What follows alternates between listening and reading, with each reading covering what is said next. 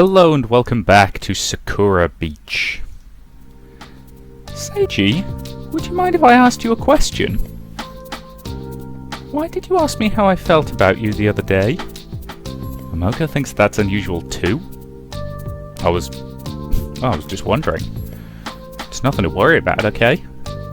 Is that so? I can hear the wind whistling across the sands.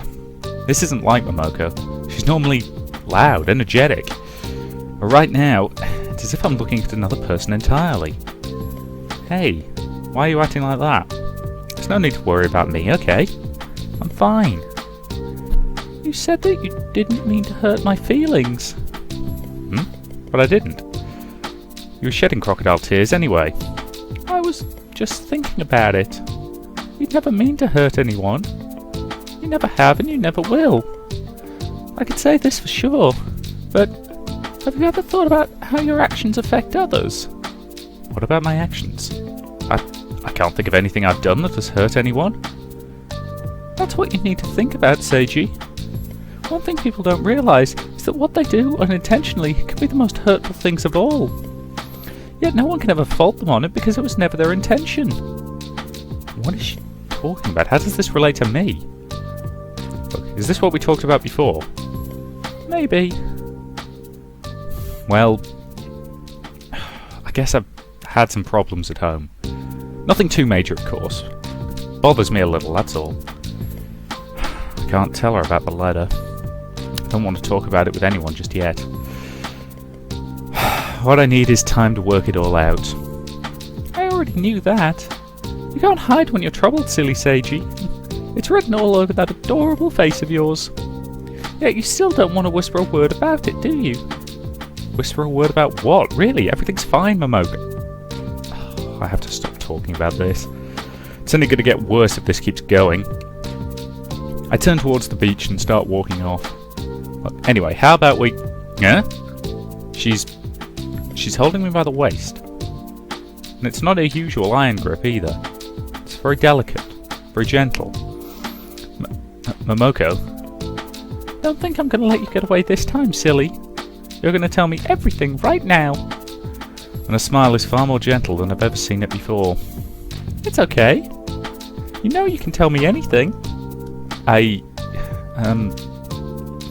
find that I lose my voice for a moment. And looking at her now, she just looks so cute. Even though she usually acts so immature, there's something undeniably womanly about her aura right now. I wonder what she'll look like when she's a grown woman. I'm beginning to blush. Gotta get these impure thoughts out of my head. She said we're special friends, but nothing more than that. I look away from her, shaking my head until I feel the heat rushing to my head dissipate. That's better. If I'm going to talk to her about this, I'm going to need a clear head. Okay, we can... Why does this keep happening when I look away? A pair of hands have slipped under Momoko's swimsuit, and her face becomes bright red with embarrassment. No! Who's doing this? Get your hands off me, you pervert! And as I look around to see her, who's attacking her, Ayumi grins cheerily at me. Oh dear, it looks like my hands have actually accidentally slipped under her top. This is extremely clumsy of me. Please let me apologise, Seiji. And she begins to caress the skin underneath it.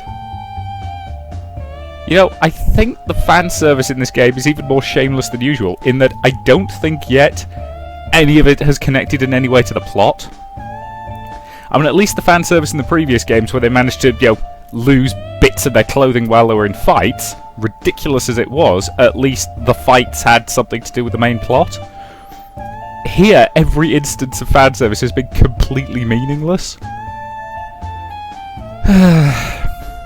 Actually, caress would imply that it was a soft touch. What she's actually doing is kneading it, rolling it around in her hands without a care in the world. It's not often that I see Momoko's demeanour break. No! Not here! Stop it! She struggles, but it only makes Ayumi hold on tighter. Isn't that a wee bit, sexual assaulty? I appreciate you can say it's just a laugh and it's all in jest, but that makes me a wee bit uncomfortable, gotta say. Admittedly, an awful lot of stuff makes me uncomfortable, but... Don't look, Seiji. My purity has been defiled. You know, Momoko, I think you've grown quite a bit. They're much bigger than the last time I felt them. The last time she felt them? What have these two been doing when I wasn't looking? Yes, Seiji? Is something wrong? Is there something going on between you two that I should know about? Not at all. She grins at me and continues to squeeze them even harder, and each time makes Momoko yelp. And I feel something tickling out of my nose. Oh my, Seiji, is that a nosebleed? You really get embarrassed sometimes, don't you? Nosebleed from embarrassment? Theoretically possible, given that, embarrassment causes blushing, causes large amounts of blood to rush to the face.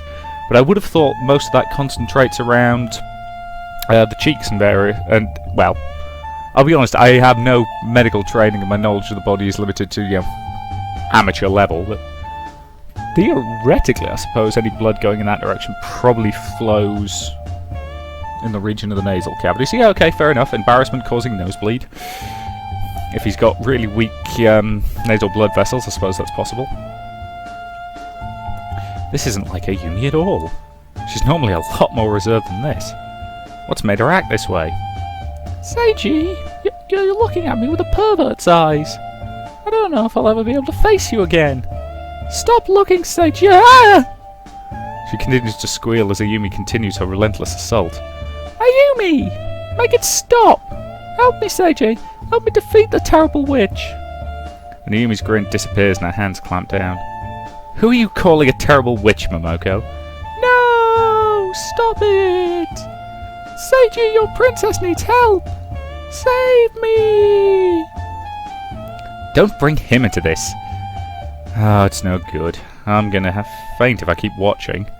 Okay, that's enough, okay? It's the afternoon by the time we head back to the hotel. Oh, this was our last day here, wasn't it? Wait, you're right. Has it really been a week already? I hardly noticed the time pass. It really has. This trip has been so much fun. We've spent so much time together. I guess it's been fun enough. Even with this fool around, we managed to have some fun. The time really flies when you're having fun. Yeah. I'm glad you both came with me. I haven't been here in years, let alone with friends. I'm kind of disappointed that they only thought of me as a friend, though. I've also managed to avoid telling them about the letter, and about my mother. Not to mention my reasons for being so quiet lately. So overall, I think this trip's going to end very well. Is there anything you two want to do before we head home? Anything you like? I want to talk about what's bothering you. Are we really going to bring this up again? Now? About that, Seiji. You're still avoiding the question. We've gone through this whole week and you still haven't given us an answer. Why would you open up? That's all we want you to do. Alright, fine. Look, something's been bothering me, I admit it. But why do we have to talk about it now?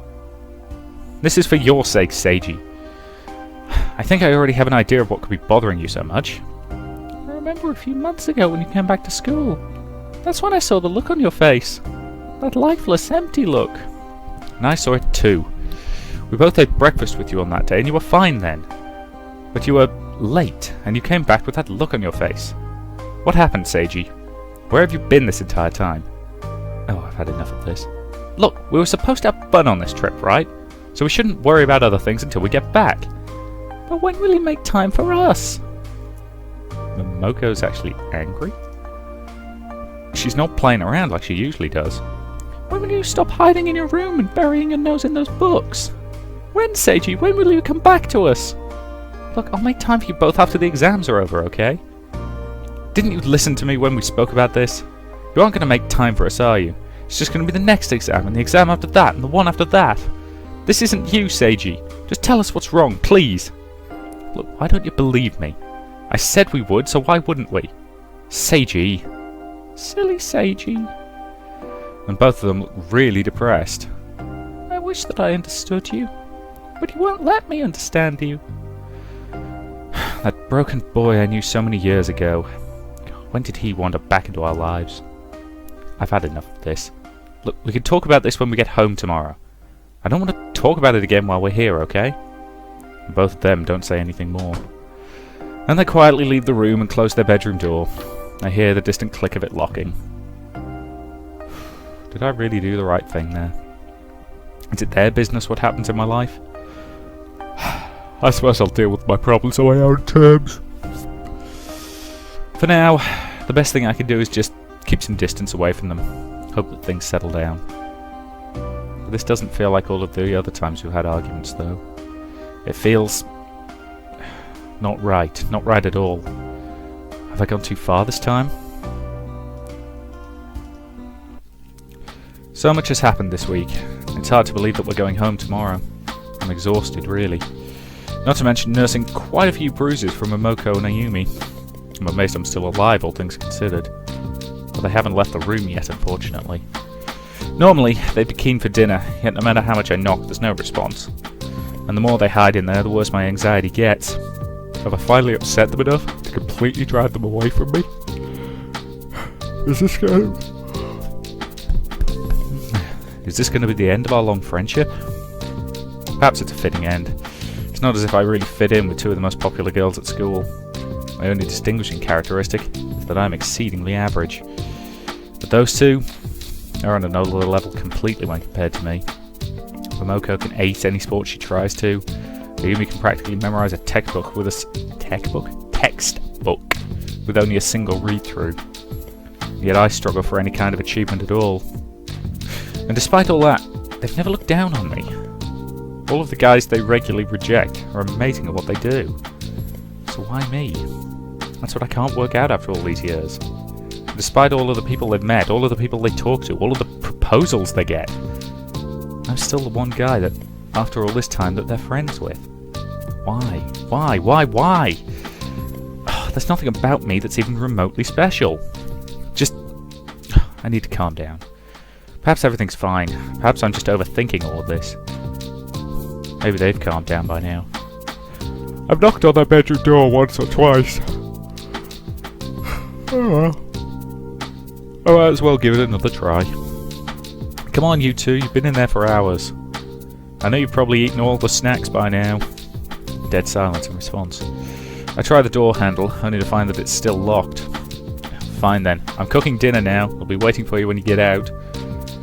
I'm too tired to really cook anything decent. I'm just throwing whatever into a frying pan and kinda hoping it'll turn out alright. Still, Momoko says that that's her favourite cooking technique, which, well, that really just illustrates how bad she is at it. I hear the bedroom door creaking, and Momoko passes through. Seiji? Hey, you're finally out. Where's Ayumi? We've been talking. I'm going for a walk, Seiji. A walk? By myself. By herself? Wait, you're going without Ayumi? It's complicated, Seiji. We just feel that I'm the right one to do this.